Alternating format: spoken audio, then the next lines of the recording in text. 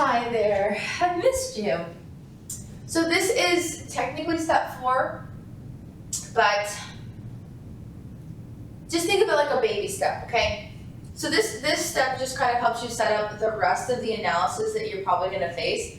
We had already the most foundational things. This is like additional, but it just didn't make sense to put it with anything else, so I separated it. You're welcome. So step 4 is terms. Now, terms is gonna be specifically related to the terms of the contract. Now, the terms of the contract is going to potentially be affected by one of two things. Who the buyer is and who the seller is. Now, I don't mean the depth I meant in step 3. What I mean by who they are they a merchant or not? So the reason that's important is there are some UCC Article 2 rules that only apply to merchants, and there are also rules that apply to only when a transaction is between two merchants. And that's why it's important to understand who they are. So generally, a buyer is somebody that is in the business of buying something for a need that they have. I know, you're welcome. I know that you're struggling with that one. Now, the seller is typically someone who's in the business of selling a certain type of product.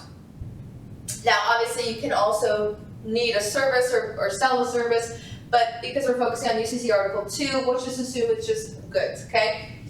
So when a seller is going to be selling something, one nuance that comes up quite frequently between the two is, if you're in BSA, you're gonna love this, is sometimes it can be a little confusing who the buyer and who the seller is. Once you know the idea of what a buyer is trying to do and what a seller is trying to do, sometimes you have a third party in there who might be acting on behalf of the seller or on the buyer, kind of like a middleman.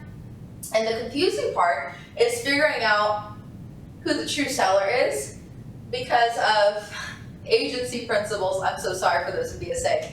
However, when it comes to agency principles, you don't have to do an agency analysis. What you really just need to look to is who the true buyer is and who the true seller is and who is the one conducting the transaction, because sometimes the person conducting the transaction is not a buyer or seller, but rather they might be an agent acting on behalf of the buyer or a dealer or agent acting on behalf of the seller.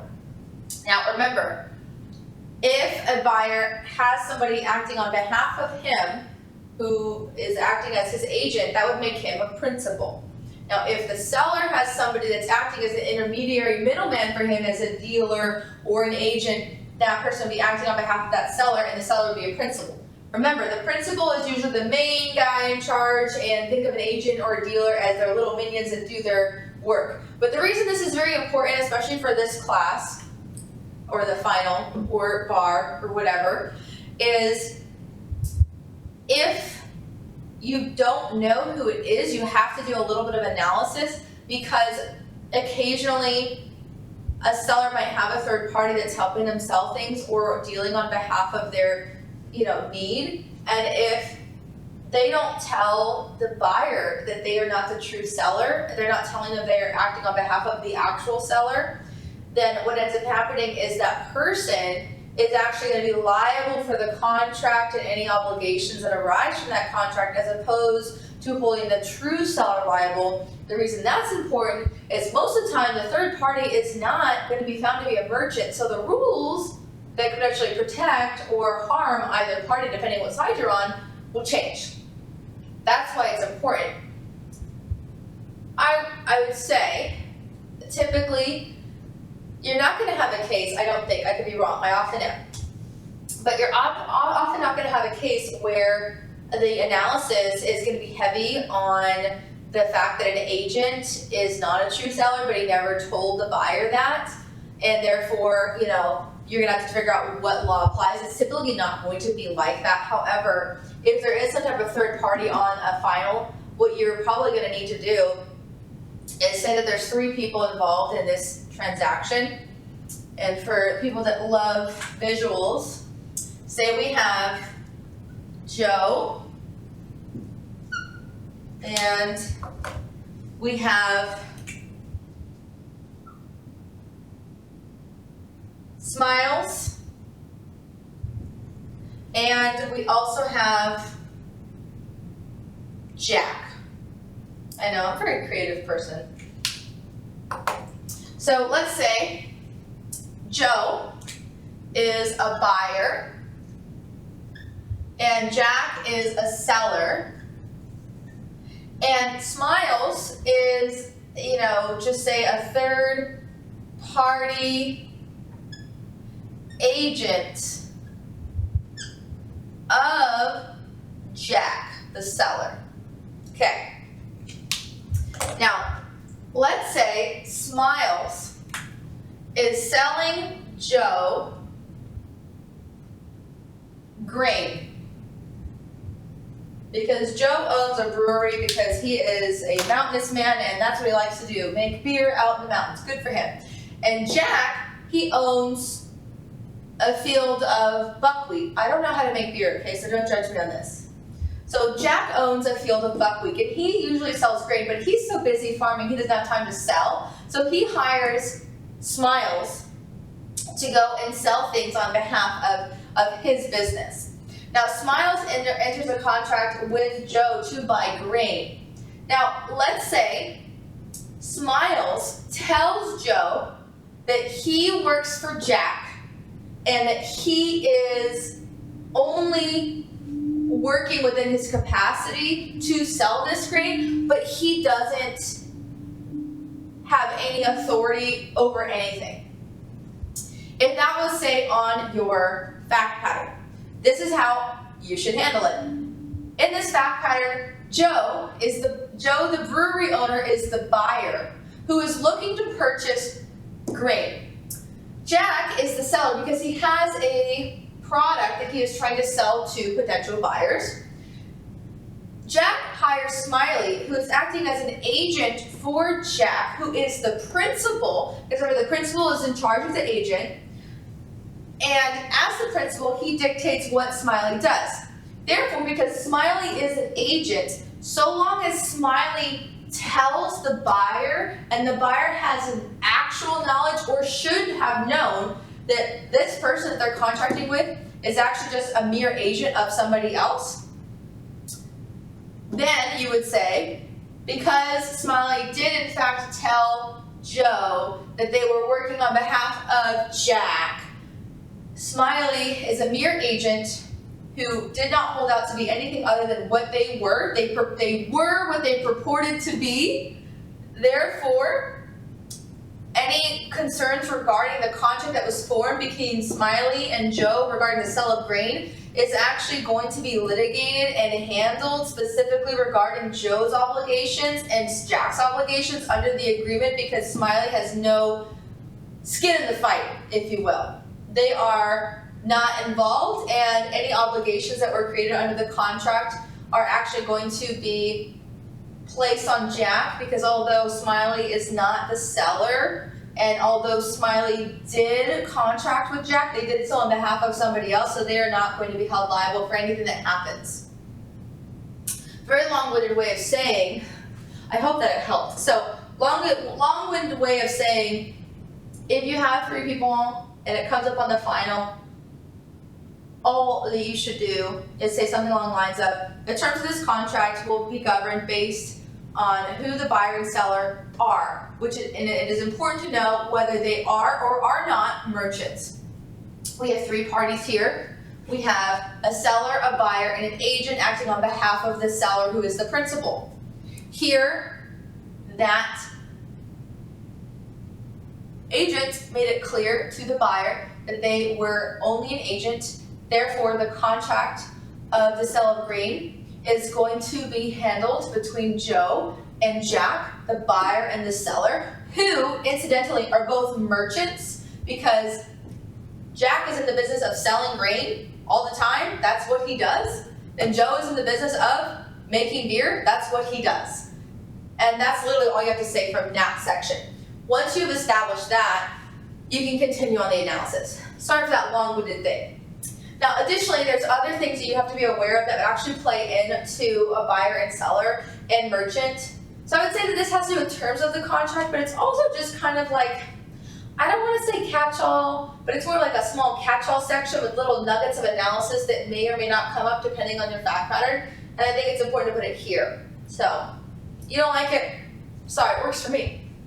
So, if you have an agent principal issue, that's how you handle it. Now remember, we discussed a buyer, somebody in the business of buying something, whether a merchant or not. A buyer has an actual obligation that they have to fulfill. And if you could show the buyer did not fulfill their obligations, you could actually use that to kind of, I guess, argue for the seller if that's who you're representing. So it's one of those things where if the buyer and seller are not acting as they ought to act, it can really affect their recovery if they ever go to court. Because remember, the buyer and seller are going to be people that are in this contract, and you have to be acting a certain way if you're intending to enter a contract because of all the basic public policy principles behind freedom of contract. We want people to be in contracts. But part of that means that we want people that are actually engaging as parties in contracts to do so based on a set of standards. And there are standards. So some of the standards for a buyer is that we are going to place a burden on the buyer to be somebody that acts in good faith regarding the transaction. So if Joe wants to buy grain because he needs to make beer, we're going to assume he's doing so because he needs the grain, and we're going to assume that he's going to Jack in good faith, meaning he's not trying to take advantage of him. He's trying to act according to how he ought to act based on this transaction. He's going to act in good faith. We're also going to assume that he's honest and that we're going to put him out to be cooperative. So there is actually a level of obligation for a buyer to cooperate with the seller. I don't know how well that holds up in the real world, but that's what's in the law. We also have a regulation and a rule that obligates, under basic contract principles, that a buyer cannot take any action that would undermine the purpose of the contract or the spirit of the contract. So in this example, the purpose of the contract is to buy grain. But let's say let's say Joe, the buyer, is like, I want to change what I'm making. I want to make a different type of beer that requires a different type of grain. He is totally okay to do that, but if he's taking action that undermines the purpose of the contract, which is to provide him grain for this specific type of beer, there's gonna be some issues with that because he's clearly not acting as he ought to act under the contract. So anything that a buyer does that would actually impact the reason behind the contract could actually cut against them if you go to litigation to show that they were not acting as they ought to have been acting regarding the contract. Remember, if you have somebody that offers you an agreement and you accept it and there's consideration, you're mutually bound to each other. And so part of the analysis of this, you're probably wondering, why the hell are we talking about this here? Because this kind of goes to that initial contracting stage. Are we even in a contract? Are we going to be fulfilling this contract? Or are you just pulling my leg? Excuse me. So that's the basic rules of a buyer. But get this. If the buyer is a merchant, under Article 2, 103, specifically, there's an additional requirement that's actually placed on buyers, and that requirement is that they observe commercial standards and practices. Now, this all goes into a huge analysis section where if you're trying to determine whether or not somebody fulfilled their end of the bargain, which is going to come into play when you're talking about warranty and breach, which is going to get much more complicated. We're going to go over that later. Super fun. But the reason that this is important is all of these things that are required of a buyer or a merchant buyer, that is all going to actually go into your analysis a little bit later on and up front. So when you first discuss how parties had acted, after they had contracted, you could point out that although the parties, signed this agreement, it's quite clear that the buyer did not act in good faith, that he was not honest, he didn't try to cooperate with the seller, that he was taking action to undermine the contract itself and its purpose or the spirit of contracting generally. You can say that. That's a great thing to say. Anything that you say about the buyer's actions is going to be very helpful in going to the analysis, not just before you get to breach, but prior to that, prior to breach, it's very important to see how the party's conduct is unraveling. And it can come up in multiple parts of the analysis, and it doesn't matter where you put it. The point is you point it out. And if it's hard to remember what a buyer is supposed to do, especially a non-merchant buyer, just remember the duty of good faith. Like, they have a duty to act in good faith, to see this through. That's really what it is are you doing what you promised to do as a buyer? If that's easier to remember. You don't have to list all of these factors, all of these things, merely saying something along the lines of this buyer's acting in good faith or they're not, which is attacking the whole reason they're in this contract in the first place.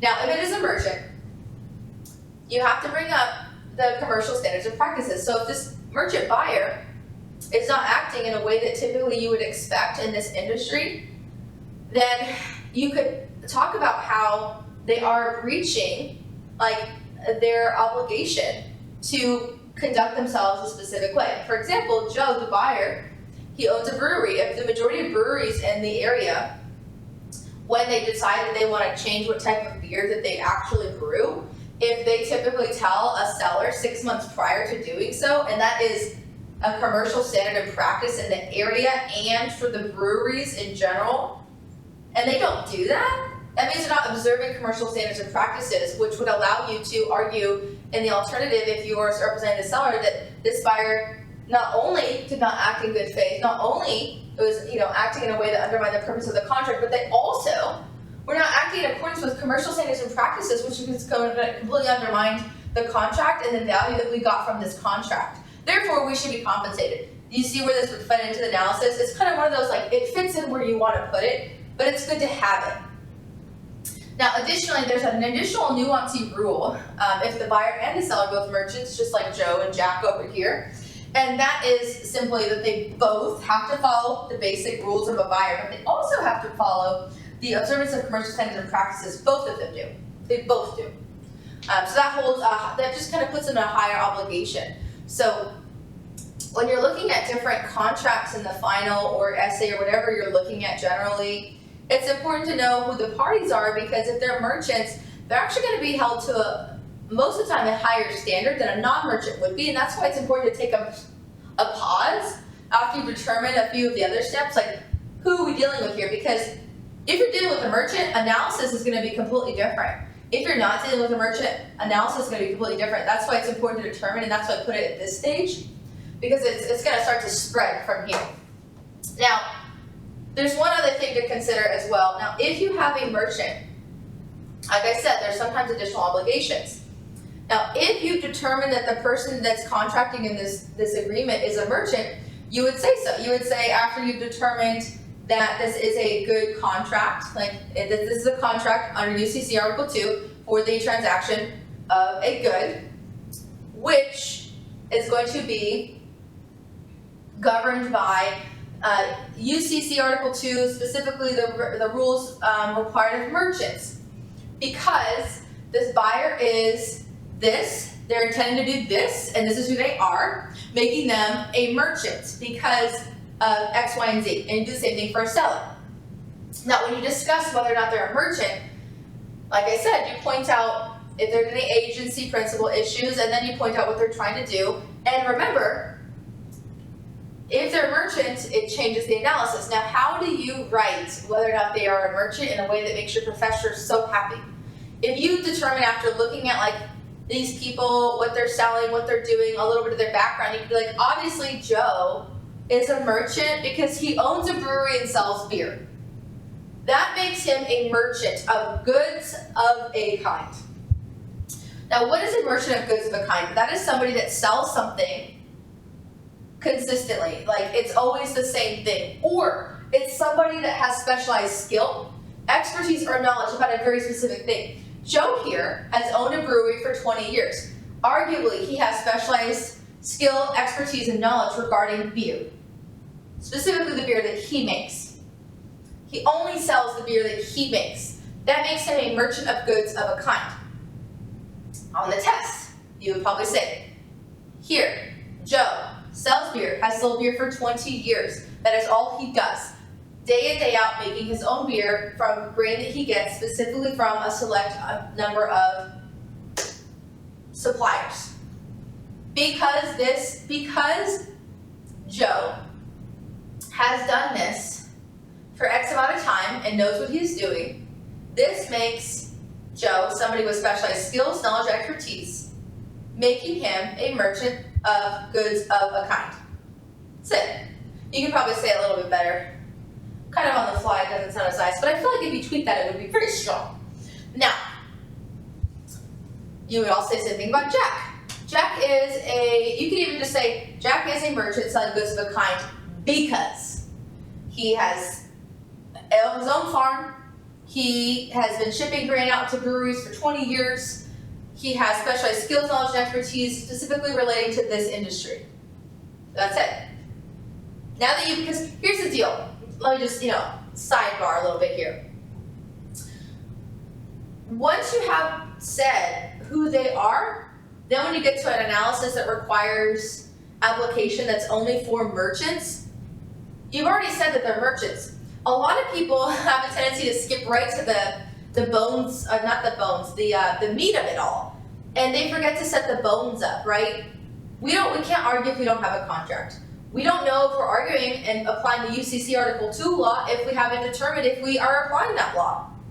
We don't know if we are also going to be applying this law unless we know it's a goods contract. Also, we don't know what specific rules we are going to apply unless we know if it's a merchant or not, or if they're both merchants, only one person is or nobody is. That's very important. If you don't say all of these things and you jump straight to what are the specific terms that are going to govern this contract based on Battle of the Forms? Whoa. We don't know who the hell these people are yet. You need to take a step back and line it up. So once you already said they are both merchants, any analysis you go after the fact, regardless if it's for or without merchants, you've already said that they're merchants. You have to tell me it's a merchant. I don't know that these people are merchants. I've never done anything with sales. How would I know as this random reader? Right? You have to show me that you know who these people are and why. And that's what's important. And that's why you have to do it. And that's why I have it so early on. One, so I don't forget.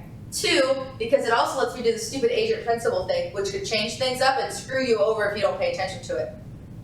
Now, lastly, sidebar done, is goods of a kind, merchant goods of a kind. Great. But there's also like two other types. They're all technically merchants or could be held out to be merchants of goods of a kind, even though they're not technically going to be as clear-cut as like Jack and Joe over here. For example, let's say you have, Joe. Joe owns his own brewery for like 20 years. He knows what he's doing. He makes his own beer. If Joe, went to a convention regarding beer, and he had a shirt that says Joe's Brewery, and everybody knows who this guy is, and he enters into a transaction, even if it has nothing to do with his business, even if it's not about like the purchase of something for his business, but it's something tangentially related to beer, then he will actually be held to be a merchant regarding that transaction because he's a business person that will be taken to have some type of specialized knowledge of this transaction. Additionally, to make it even more vague, because it is a very vague principle, if you have a business person that's acting in their business capacity that has some type of knowledge about the transaction that they are engaging in, they're going to be held to be a merchant. Now, what do I mean by that? If I am a professional jeweler and I make my own jewelry and I'm on the plane talking to some lady about jewelry and she sells me a piece of jewelry and I buy it and I later sue her, I'm going to be held out to be a merchant as the buyer because I am a business person and I have specialized knowledge. And even if it seems like I was not in my official capacity, I could still be held to be a merchant. Usually you have to be in your official capacity, but there are ways that you could argue that even if I wasn't in my official capacity, how would they know? Because if I'm like a connoisseur of jewelry, do I ever take off my official capacity suit? Do I ever take that role off, or is that just part of like who I am? And I know it seems kind of like nuanced and not very clear, but it's not really clear. If you can argue that someone's a business person, arguing in their official capacity, or at least arguably is somehow in their official capacity, and they have some type of knowledge because of their role and experience that would apply to this transaction, that would kind of speak to the fact that they should know better, like about what they're getting into, or that what they potentially know about this transaction could influence the buyer if they're a seller in this instance. It could influence the buyer because the buyer is going to believe them a little bit more based on certain things they say because they're this business person, this business capacity that are held to have more information than this person. That's why they can be held out to be a merchant. So a good example is if a law school, actually no, I'm not gonna use that. Let's say an airplane manufacturer has a lot of executives and they have a tendency to fly all over the world for big conferences, and they have a personal jet. And they decide when they land in DC that they want to sell their personal jet and they want to upgrade. And they're selling to some random person, right? Just some random guy that just decided, I want to buy a jet. Good for him. I'm glad. I'm healthy, he's doing well. And so these people, they are not manufacturers. They are just representatives of a manufacturing company. But we're going to assume that they know a thing or two about planes because of their role, and because they're in this state for a conference, not physically at the conference, but they're in this state for this conference, and they sell this plane. We're going to hold these executives out to be merchants because 1, they're business people. 2, acting in their official capacity, they're here for a conference, and 3, because they've been manufacturing planes for decades. We're going to say they have specialized knowledge, even though they've never picked up a tool in their life. It does not matter. We're going to hold on to be merchants. I feel like I explained that in a really convoluted way, but that last explanation I feel like was great. Now, lastly, there's one more little rule, super fun. So, somebody could not be typically a merchant, but based on their conduct, we could find them a merchant. Now, what do I mean by that? If you are not somebody that has a business 24/7, 365, but every year, same time every year, you decide to have a pop-up sale. Say, for example, that you grow your own jalapeno peppers. And for whatever reason, you just have a green thumb and you make thousands of peppers every single summer. And so at the end of summer, in middle of October to middle of November, you pick all of these extra peppers and you sit on the side of the road every single weekend for 4 weekends selling these peppers. You do that every single year. We're going to hold you out to be a merchant regarding this transaction of selling of peppers. Why? Because although you're not typically a merchant, you're just some regular person, you sell these peppers continuously every year for 4 weeks. There's a continuous way about how you're selling them. You do it in a systematic way. You have a system. You go on Saturday from 8 to 5. You're there for 4 Saturdays in a row. You have a table set up that's the same. You have signs. You have a way of accepting money. There's a system in place for you to sell these peppers. And or you do it regularly. So it's not like you do it every once in a while when you feel like it. You do it every year. Every year people know if they want the best jalapeno homegrown peppers, that they're going to get them mid-October to mid-November because you sit on the corner 5th and 6th every single day, every single Saturday, 8 to 5. So they're all kind of the same, right? I think the easiest way to break it down is if you have a fact pattern like that, you could say typically this person is not a merchant. However, under the exception that applies here, this person would be found to be a merchant because he can be held up to have specialized skilled knowledge or expertise regarding these peppers because he sells them in a continuous, systematic, and regular way.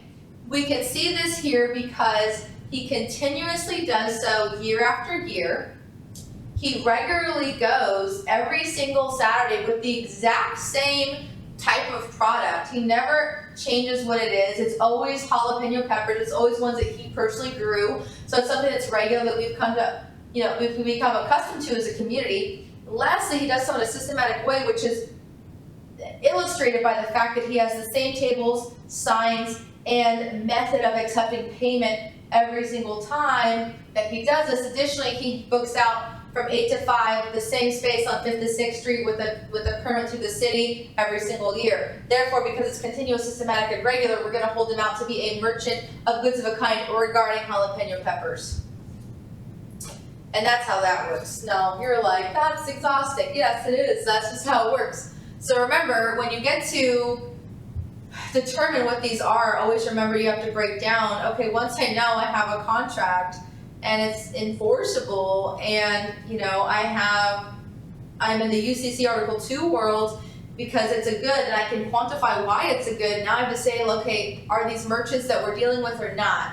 And how do we know? And who's the buyer and seller? And how do we know? Once you're done with that, then you can move on to the next step. So I know I called it a baby step, but I guess it's more of like I don't know, I guess it's like, it's a stepping stone to the next step, but it really kind of encompasses a lot of the principles that can be referenced throughout, and it really helps to set up framework for later analysis. So now we're gonna get on to the next step, step 5.